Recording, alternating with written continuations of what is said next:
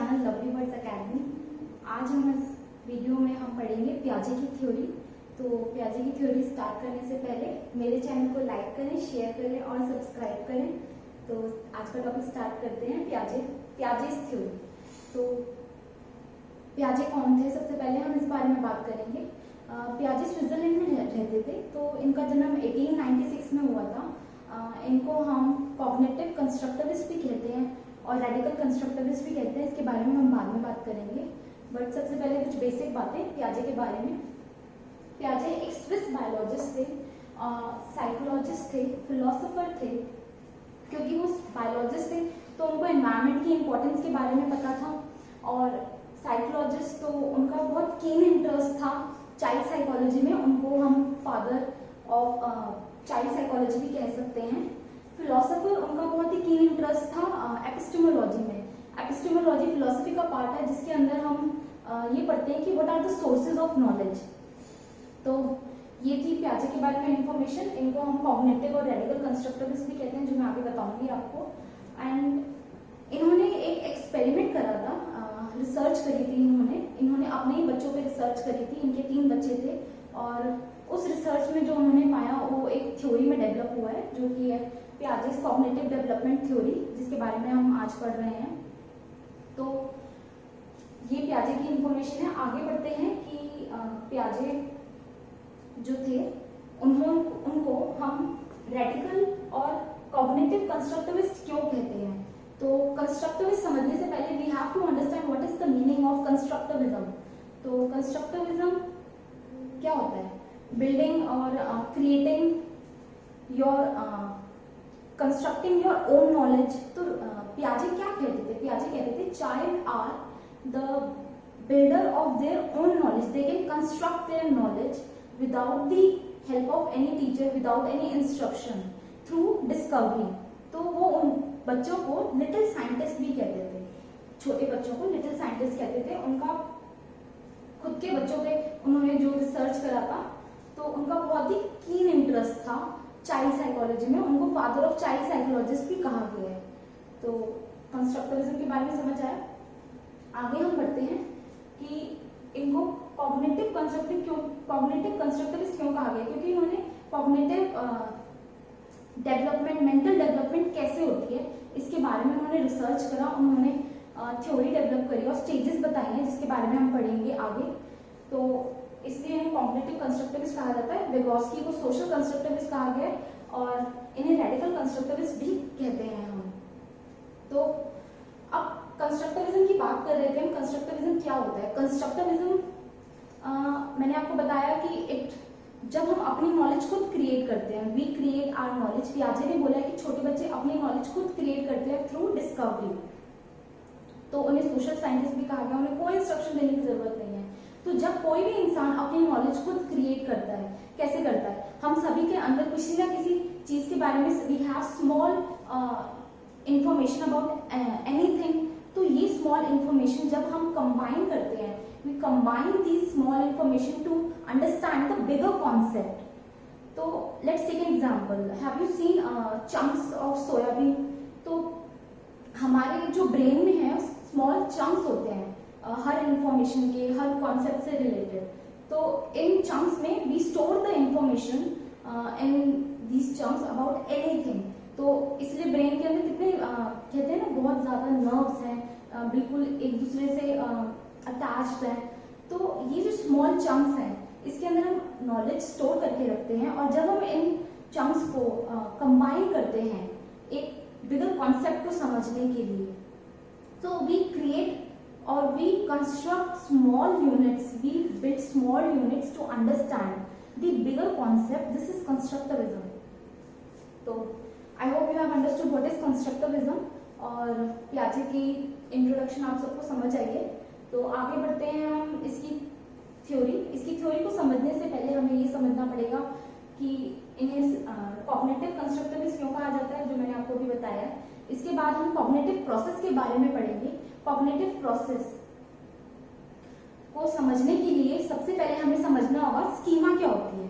तो हम सबने सुना होगा स्कीमा। तो जैसे मैंने आपको बताया कि नॉलेज के छोटे छोटे चंक्स को हम जब कंबाइन करते हैं to understand the bigger concept, तो उसे हम कंस्ट्रक्टिविज्म कहते हैं। कंस्ट्रक्ट कर रहे हैं, we are constructing our knowledge with our small units of knowledge, small units of information.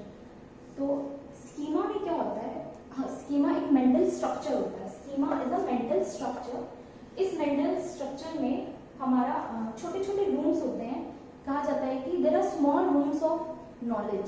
छोटे छोटे रूम्स में हर टॉपिक की कुछ ना कुछ नॉलेज होती है। लाइक अल्फाबेट्स की नॉलेज एक रूम में है, हिंदी के अक्षरों की नॉलेज एक रूम में है, मैथ्स की नंबर्स की नॉलेज एक रूम में है। तो there are so many information in our these small rooms. There are many small rooms in our this schema, this mental structure. तो इस schema को जब इंसान कोई भी नई इंफॉर्मेशन गैदर करता है, लाइक किसी भी चीज के बारे में उसे पता चलता है, लाइक रेनबो हैज 7 कलर्स, आज हमने ये सीखा है, तो वो इंफॉर्मेशन का एक स्कीमा डेवलप हो गया। A mental structure has been developed in our brain. तो that small room is holding that information that rainbow has 7 colors, so that is called as schema. तो ये जो schema है, इसको आपको आई होप आपको समझ आ गया होगा schema। आगे बढ़ते हैं। अब हम schema की हेल्प से कॉग्निटिव प्रोसेस को समझेंगे।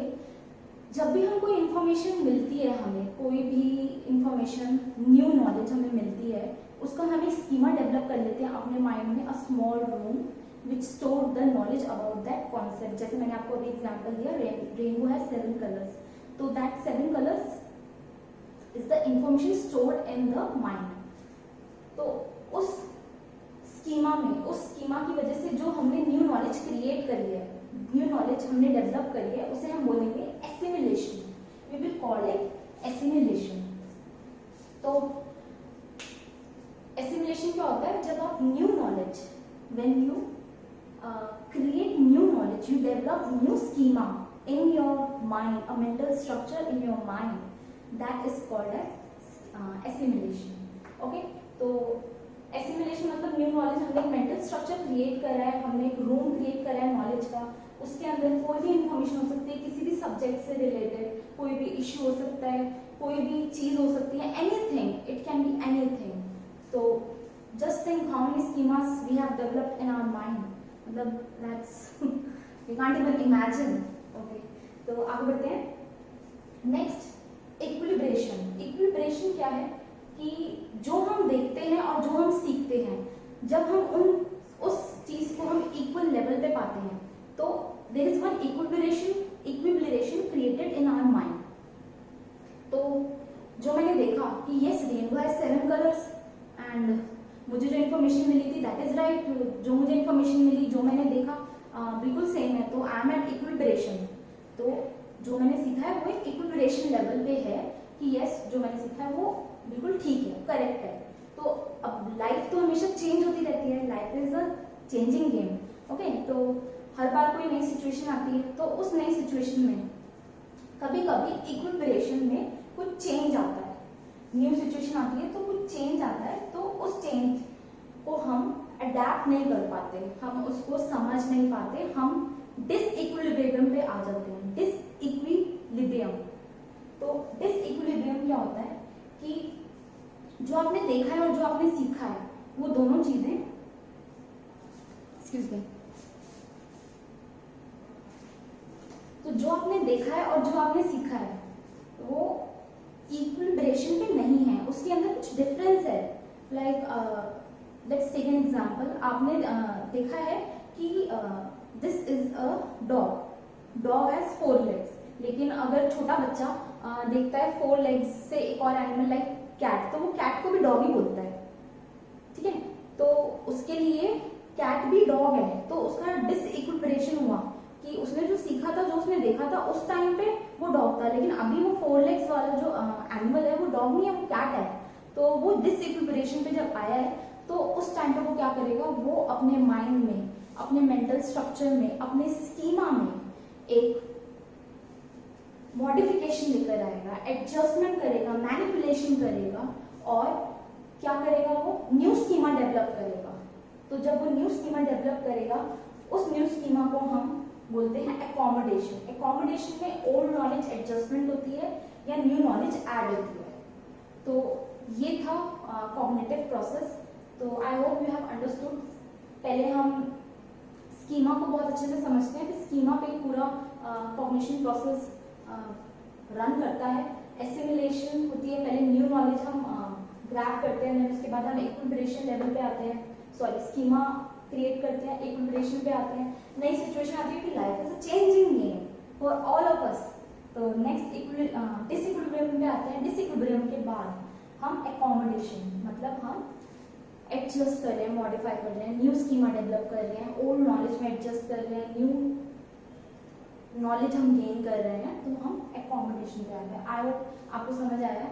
तो जैसे मैंने एग्जांपल लिया था, अब हमने बच्चे को बताया कि no this animal is a cat, ये एनिमल कैट है, भले इसके 4 लेग्स हैं बट इसको हम कैट कहते हैं। तो बच्चे के अंदर न्यू स्मॉल रूम क्रिएट हुआ, उसके माइंड में उसके मेंटल स्ट्रक्चर भी डेवलप हुआ, उसके अंदर उसने ये ग्रैब कर लिया, एकोमोडेट कर लिया कि this is a cat and this is a dog. In the same way हम पूरी लाइफ कुछ ना कुछ सीखते रहते हैं, नंबर ऑफ स्कीमास डेवलप करते रहते हैं, हर चीज़ के लिए, किसी भी इंफॉर्मेशन के लिए, किसी भी आइडिया थॉट, किसी भी चीज़ के लिए। लाइक मुझे कुछ आइडिया है तो उसका स्कीमा मैंने डेवलप कर लिया अपने माइंड में, आपको कुछ आइडिया है, आप उसके schemas, small rooms you always create in your mind and keep all these things in your mind.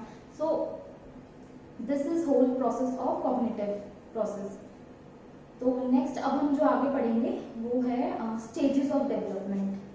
तो स्टेजेस ऑफ डेवलपमेंट में हम ये पढ़ने वाले हैं कि पियाजे ने कुछ स्टेजेस दिए हैं डेवलपमेंट की, कि बच्चे का मेंटल एज जो होता है वो उसके एज के अकॉर्डिंग ही डेवलप होता है।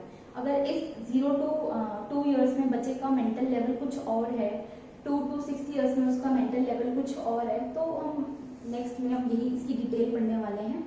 सो आई होप आपको ये समझ आया है स्कीमा और पियाजे की थ्योरी का इंट्रोडक्शन। मैं आपसे मिलूंगी नेक्स्ट वीडियो में। तो नेक्स्ट वीडियो में हम इसी को कंटिन्यू करेंगे, that will be our part 4D।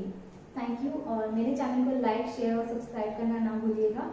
And सीधे के पॉइंट ऑफ व्यू से अगर हम बात करें तो पियाजे की थ्योरी से क्वेश्चंस हमेशा आते हैं, तो इस कॉन्सेप्ट को समझना बहुत ज़रूरी है कि उनकी थ्योरी में क्या है, what is schema, what is accommodation, what is disequilibrium, what is assimilation. अगर हमें ये सब कॉन्सेप्ट अंडरस्टैंड करेंगे, हमें समझ होगी, तो हम कोई भी इनडायरेक्ट क्वेश्चन या डायरेक्ट क्वेश्चन को बहुत ईजिली हम कर पाएंगे। तो नेक्स्ट वीडियो में मिलती हूँ आपसे। Thank you.